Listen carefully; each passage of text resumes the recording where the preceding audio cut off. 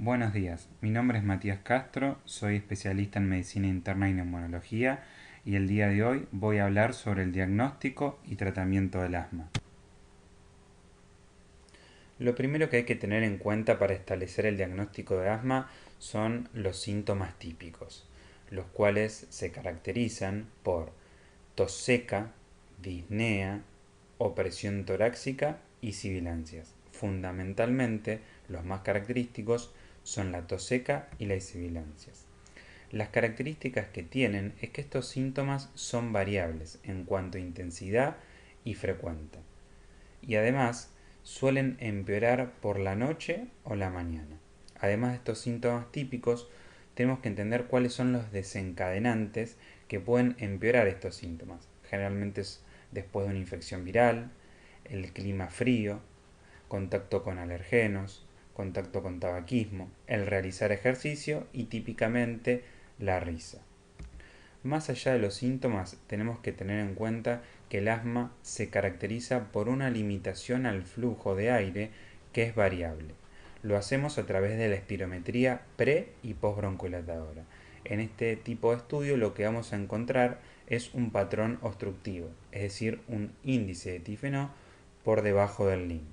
Y una prueba broncohilatadora positiva, que la vamos a considerar positiva cuando el BEF después de la prueba broncohilatadora se incrementa igual o mayor a un 12% y aumenta 200 mililitros el valor absoluto. Esta espirometría suele mejorar con el tratamiento.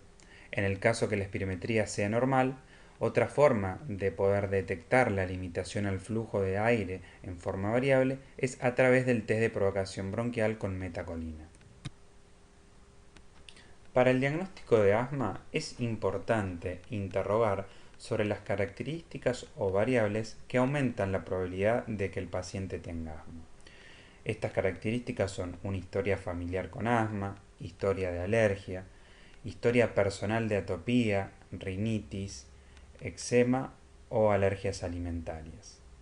Además hay que tener en cuenta que la presencia de los síntomas aislados suele disminuir la chance de que el paciente tenga asma. Por ejemplo, la tos crónica en forma aislada puede ser secundaria al reflujo, al consumo de guiecas como el enalapril, o la presencia de rinitis con goteo postnasal o ser una tos postinfecciosa. Hay que tener en cuenta que el examen físico suele ser normal, aunque en ocasiones podemos detectar sibilancias expiratorias.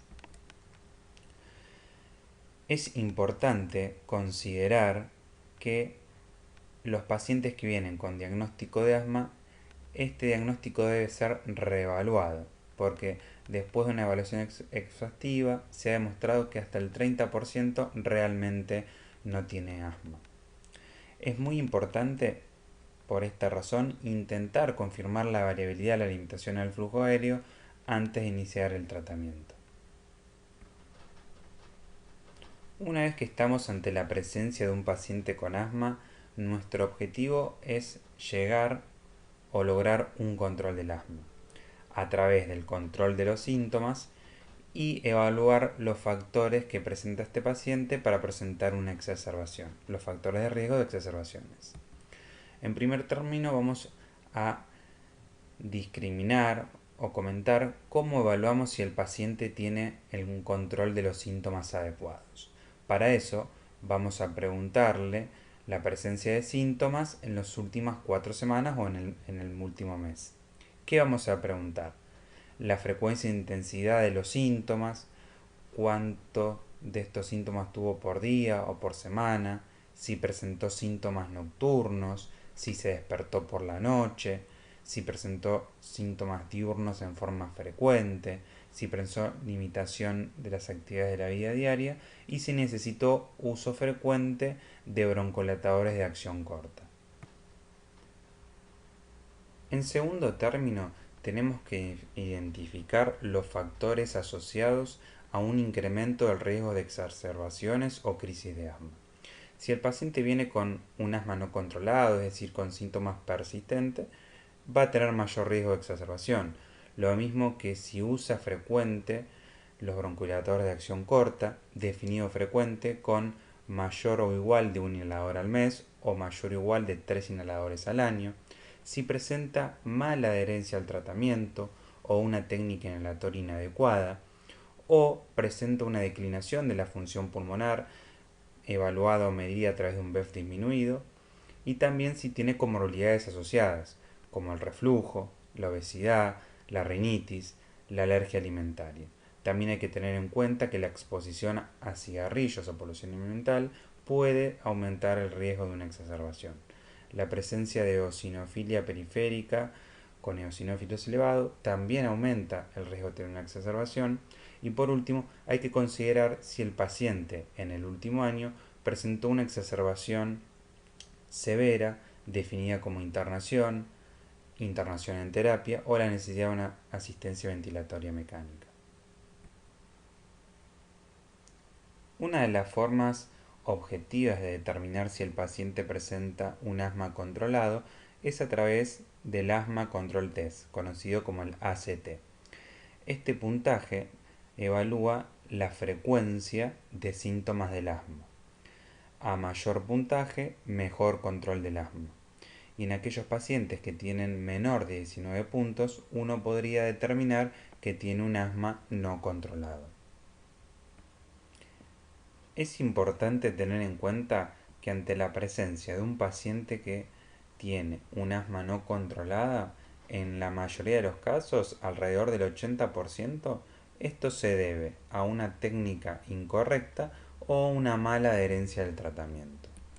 Por eso es muy importante, cuando estamos ante un paciente con asma no controlada, preguntarle cómo usa la medicación, cada cuánto lo usa, si no lo usa, por qué no lo usa, si tiene miedo a los efectos adversos, si no lo puede pagar, si no sabe realmente cuál es el beneficio de la medicación. Además es importante explicar la técnica demostrándole al paciente, chequear periódicamente que el paciente lo siga utilizando de forma adecuada. Le puedo hacer una prueba con inhaladores que tenga de prueba y a veces hasta le puedo dar un folleto que explique cómo es la técnica adecuada.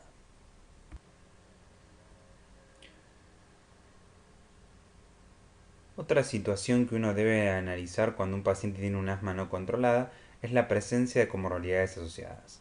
Por ejemplo, la obesidad. Sabemos que el descenso de peso contribuye a mejorar el control del asma y la función pulmonar. Además hay que tener en cuenta que la obesidad puede estar asociada a una apnea del sueño y que el uso de CPAP puede disminuir las exacerbaciones del asma. Además, los pacientes que tienen reflujo puede ser que presenten tos crónica secundario a esta comorbilidad, por eso el tratar el reflujo puede mejorar la tos.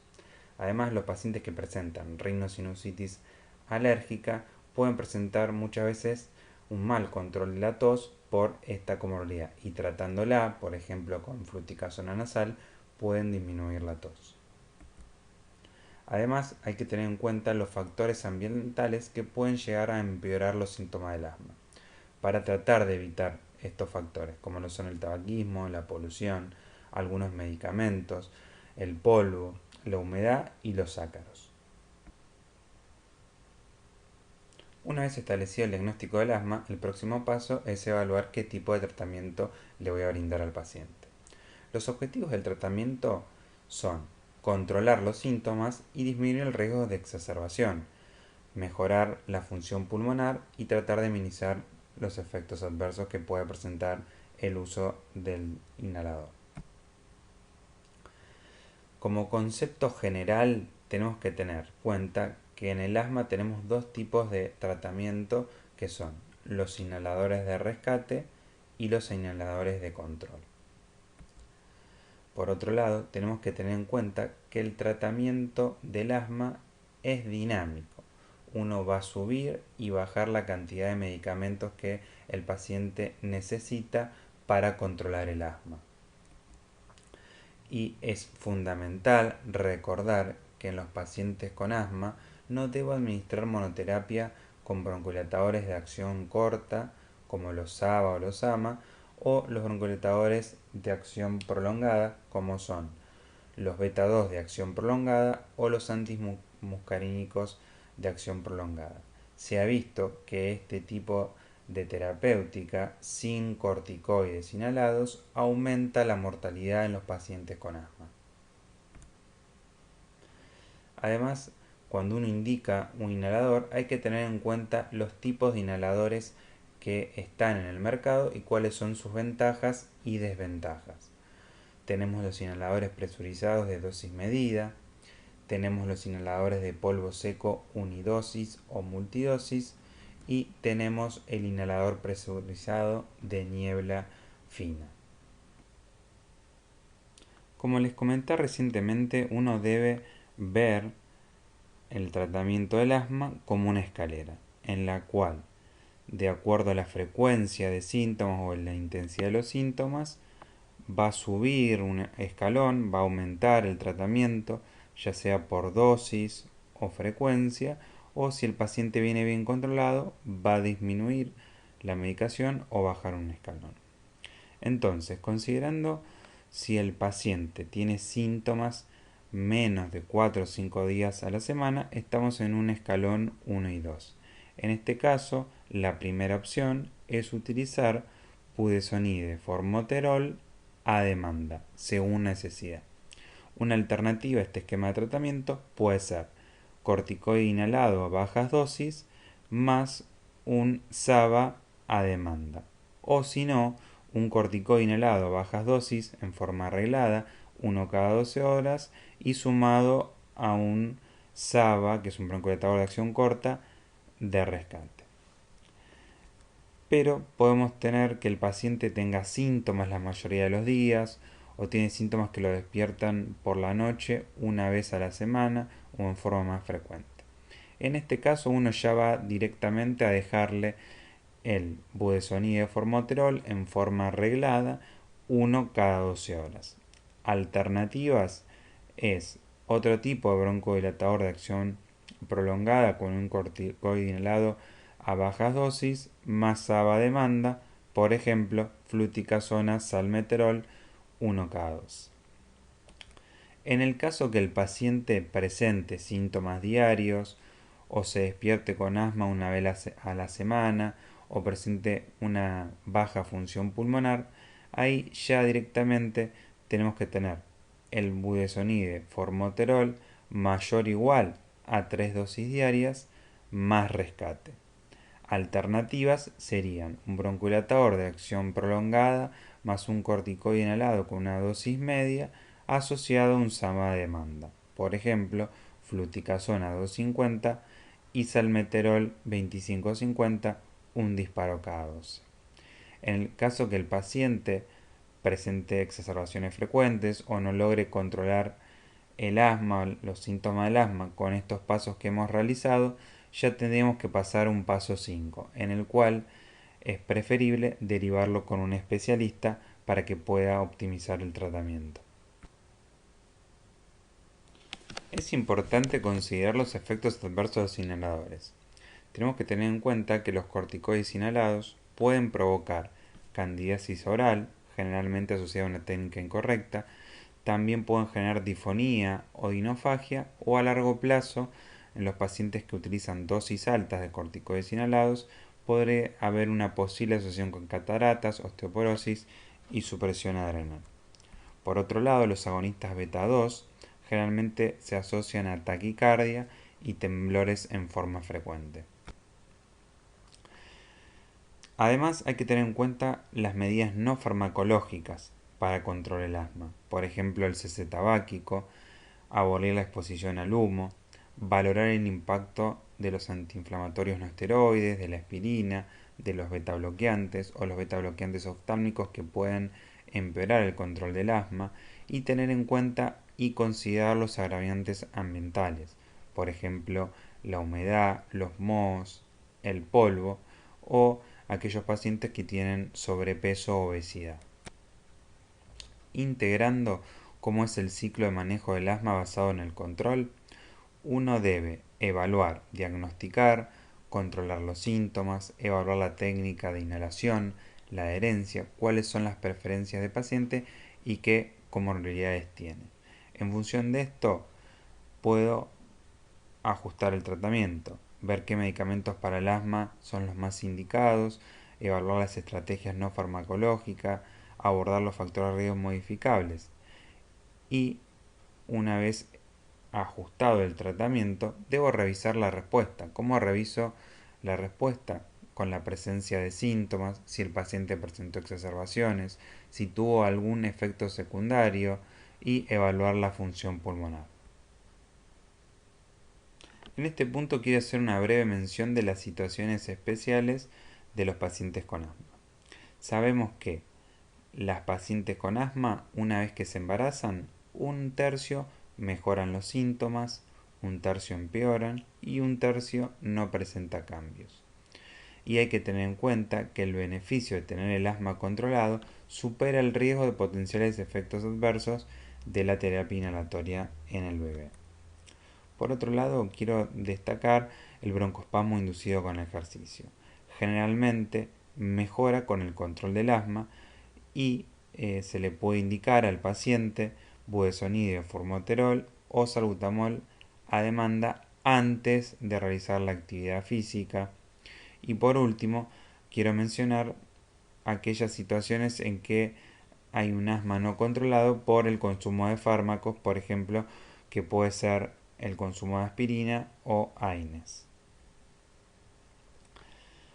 Por último, en esta primera parte de la charla, quiero dejar algunos conceptos clave. El asma es un diagnóstico clínico y espirométrico. Generalmente el corticoide inhalado es parte fundamental del tratamiento. Es muy importante evaluar la adherencia al tratamiento, la técnica inhalatoria, cuáles son los desencadenantes y comorbilidades asociadas. En esta segunda parte de la clase quiero hablar puntualmente de la exacerbación o la crisis de asma. Vamos a ver la definición de la misma, cuáles son los desencadenantes, un algoritmo de manejo inicial, cómo valoro la severidad de esta exacerbación de asma y cuál es el tratamiento de acuerdo a la severidad de la misma. Primero que todo, debemos definir qué es la exacerbación del asma. La exacerbación del asma es el empeoramiento de los síntomas respiratorios asociados a una declinación de la función pulmonar y requiere un cambio de tratamiento. Esta exacerbación puede ser en pacientes que tenían asma o ser como una presentación del asma. Generalmente, el asma leve o controlada puede presentar exacerbaciones graves. Hay que tener en cuenta cuáles son los desencadenantes. Como había mencionado anteriormente, una mala adherencia a los corticoides inhalados, la presencia de una infección viral, la polución ambiental, la presencia de alergias alimentarias, el cambio de estación y el contacto con alergenos. Entonces, cuando tengo una sospecha o una exacerbación, siempre pensar si realmente estamos ante una exacerbación de asma. Después tengo que tener en cuenta los factores de riesgo de muerte relacionados al asma y la severidad clínica de esa exacerbación.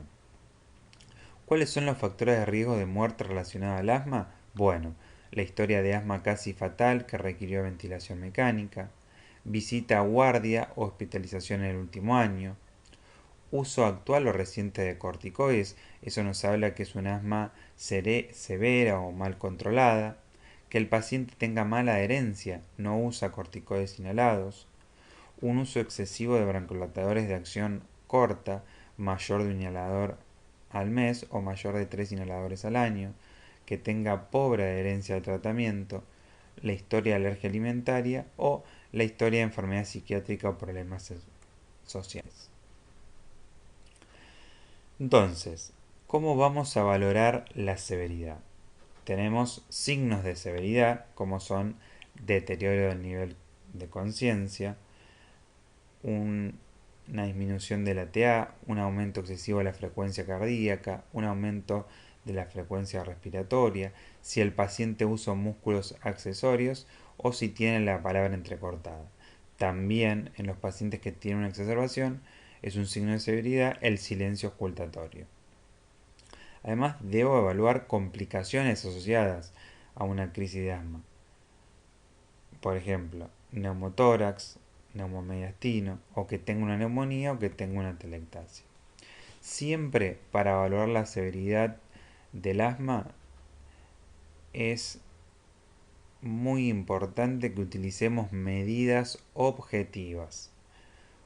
La más fácil de utilizar es el pico expiratorio flujo.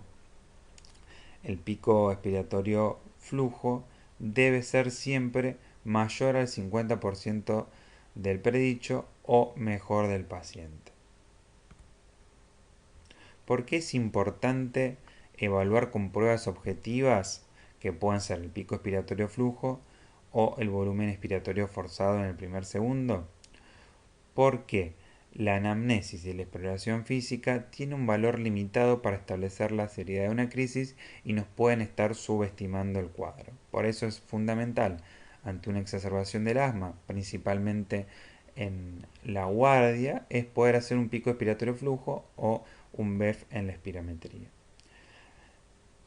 Más allá de hacer el pico expiratorio flujo, es importante cómo lo hacemos, cuál es la técnica de este pico expiratorio flujo. Entonces, le vamos a decir al paciente que se ponga de pie, que coloque el indicador en cero, que sujete el medidor en posición horizontal sin interferir el recorrido del indicador, que efectúe una inspiración máxima, que cierre los labios alrededor de la boquilla, que evite bloquear la salida de aire con la lengua, que sople de forma explosiva lo más rápido y fuerte posible.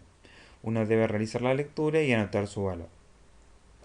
Esa es la forma correcta de hacer el pico expiratorio flujo. O también podemos hacer una espirometría, pero principalmente para evaluar el volumen expiratorio forzado en el primer segundo. Las medidas objetivas del pico expiratorio flujo tienen valores predichos en hombres de acuerdo a la edad y la altura que presenta. Pero si no nos acordamos, no tenemos la tabla, tenemos que tener en cuenta que en los hombres un pico flujo menor de 300 o 250 no está hablando de una exacerbación de riesgo. En las mujeres también tenemos que en función de la edad y la altura tenemos un predicho del pico expiratorio flujo y en este caso generalmente cuando tenemos un pico flujo menor de 200 o 250 podemos estar ante una exacerbación de riesgo. Entonces, integrando, tenemos un paciente que tiene una exacerbación de asma, lo primero que vamos a hacer es evaluar los signos de gravedad. ¿Cuáles son aquellos signos de gravedad? Si el paciente tiene palabra entrecortada, si tiene una postura de estar sentado, que necesita estar en todo momento sentado, si está agitado, si está muy taquipneico, tiene una frecuencia cardíaca elevada, está utilizando músculos accesorios, intercostales, prensa abdominal, si tiene una disminución de la saturación menor del 90%, si tiene un pico expiratorio flujo menor del 50% del predicho, si tiene silencio ocultatorio o algún deterioro del nivel de conciencia.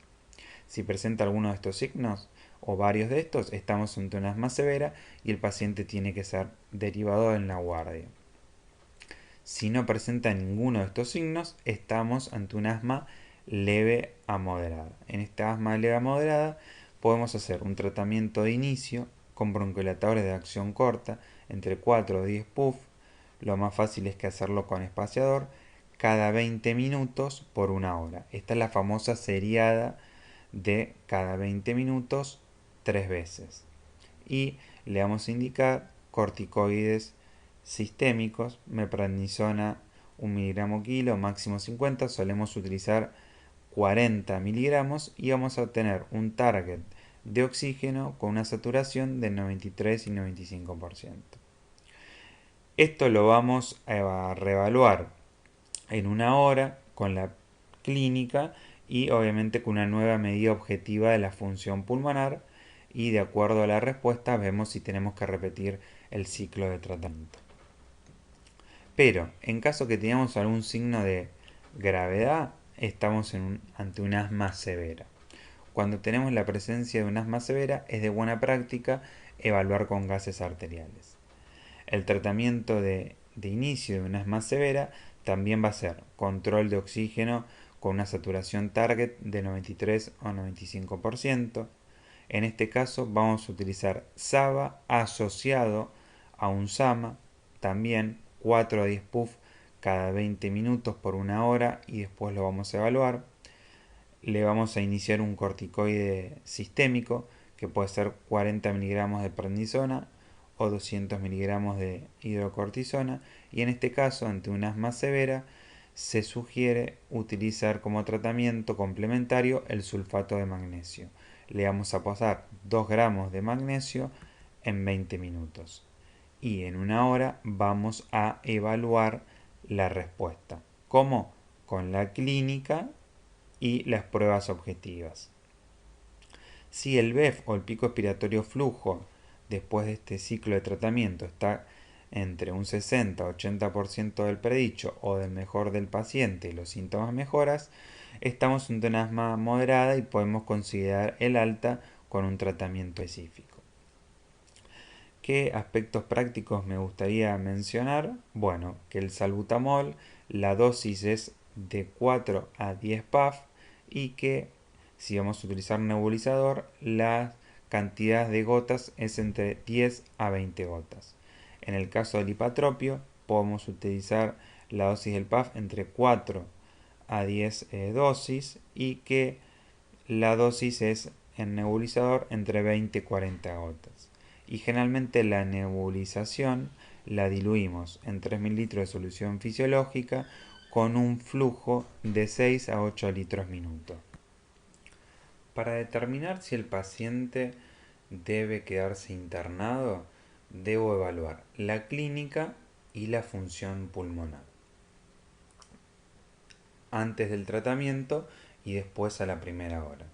¿En qué situaciones es recomendable que el paciente se quede internado? Primero, si antes del tratamiento el pico expiratorio flujo o el BEP-1 es menor al 25% del predicho o del mejor personal del paciente si lo dispongo, o segunda razón para que deba quedarse internado, si después del tratamiento el pico expiratorio flujo, el BEP-1, es menor del 40% del predicho mejor personal. Pero si después del tratamiento el pico expiratorio flujo y el BEP-1 se encuentra entre 40 y 60% del predicho, debo evaluar el caso individual del paciente y valorar los factores de riesgo de severidad. ¿Qué cosas debería tener en cuenta en este paciente? Bueno, la edad que tiene, las comorbilidades asociadas, dónde vive, qué lugar de residencia tiene y qué factores de riesgo a asma severa presenta, como los mencioné. Me gustaría hacer algunas aclaraciones con respecto al tratamiento. La piedra angular de una exacerbación, ya sea severa, leve o moderada, son los corticoides sistémicos. Todo paciente que tiene una exacerbación debe recibir corticoides sistémicos. Generalmente el corticoide de elección es la meprednisona por vía oral, porque se ha demostrado que tiene el mismo efecto que por vía endovenosa. Si el paciente tiene vía oral conservada, hay que dárselo vía oral. La dosis suele ser 40 miligramos día. La mejoría clínica desde el inicio de corticoides suele ser a las 4 horas. ¿Cuánto tiempo le voy a dar el corticoide? Generalmente entre 5 a 7 días. Y cuando uno da un corticoide, debe decirle al paciente cuáles son los posibles efectos adversos del mismo. Los más frecuentes son insomnio, aumento de apetito, cambio de estado de ánimo y reflujo. Hay que tener en cuenta que no es necesario hacer tapering si el tiempo que lleva con el corticoide es menor a 12 semanas. Entonces le voy a dar esos 5 o 7 días la dosis completa, 40 miligramos día por 5 a 7 días. ¿Qué otra cosa me gustaría aclarar o resaltar del tratamiento? Que el target de la saturación va a ser entre 93 y 95. Que lo más fácil para que el paciente pueda utilizar o asegurarnos que la medicación llegue al sitio adecuado es utilizar el aerosol con aerocama. En los pacientes con asma que tienen una exacerbación, la placa de tórax no es de rutina. En algunas situaciones, de acuerdo al contexto, cuadro clínico o comorbilidades, puede ser que sea necesario solicitarlo. Los antibióticos tampoco son de rutina, solo si hay signos o hay aspectos sugerentes que pueda haber una infección. Hay que evitar el uso de sedantes y que la evidencia de la ventilación no invasiva es baja. Si uno lo va a usar, la recomendación de expertos es que tiene que ser bajo monitoreo estricto y obviamente no en pacientes agitados. Es importante considerar las indicaciones que le voy a dar al paciente que tuvo un asma severa o un asma moderada en guardia, qué cosas debo considerar alta. El paciente debe tener un control dentro de la semana. Con respecto a los corticoides inhalados, los debo iniciar si no usaban un tratamiento preventivo. Y si los usaban, aumentar la dosis por 2 a 4 semanas. Que si bien les comenté que los corticoides sistémicos se dan entre 5 a 7 días, sería prudente una evaluación clínica antes de suspenderlo porque en algunas situaciones se puede prolongar su duración. Por otro lado, los broncodilatadores de acción rápida hay que dejarlos a demanda, no en forma reglada, a demanda de los síntomas, de la tos, de la sibilancia, de la disnea. Siempre es importante resaltar la importancia de la adherencia al tratamiento y cuando el paciente se está por ir, es muy importante chequear la técnica de uso de los inhaladores, como lo mismo evaluar un desencadenante que pueda ser que vuelva a repetir la exacerbación. ¿Qué mensajes claves quiero que se lleven de esta segunda parte que charlamos de la exacerbación del asma? Es que todos los pacientes deben recibir tratamiento con corticoides sistémicos, ya sea que se queden internados o se vayan a la casa, todos con corticoides sistémicos, y que además deben quedar con tratamiento controlador, corticoide inhalado, para evitar o disminuir el riesgo de una nueva exacerbación. Acá les dejo las referencias en las cuales utilicé principalmente para hacer esta exposición. Principalmente me basé en la guía GINA 2022 y en la guía GEMA 2022. Además, algunos datos fueron extraídos del UpToDate. Bueno, muchas gracias, espero que les haya sido útil y cualquier duda o pregunta sobre este tema me pueden contactar en mi correo electrónico. Saludos.